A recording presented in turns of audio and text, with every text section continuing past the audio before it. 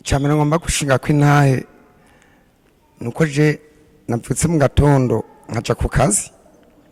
nkasezera umuryango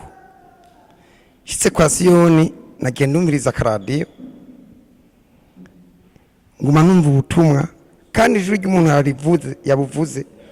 urya yavuze sanzwe ndamwumva ku radio munyuma naciye numva ko ijwi ryari ryo mu gatondo je nari maze imyaka ishika 10 Bibiliya yanje narayibitse ntazi umuryango w'urushengero je cyane numva ndakozwe ko ndasezera abantu dukorana kaza tebana je nibaza isanje bageze je ndatashingiye gusenga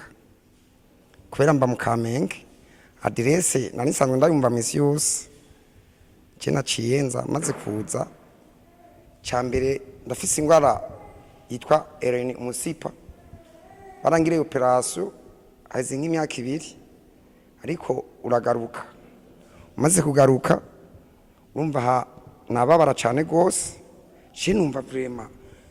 nimvirije ukuntu numva bimeze numva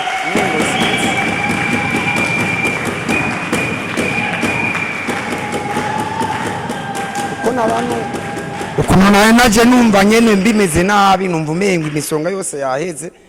naguma numva ibintu bitutumba ntece numva nyene je naho numva umugongo uremerewe je numva numva vraiment sawa cyo numva ko noshima Imana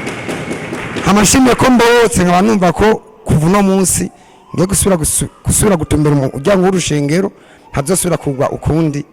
Imana ishimwe itwa Nduwamahoro Blaise Blaise mwizina rya Yesu Nduwamahoro uba amahoro mwizina rya Yesu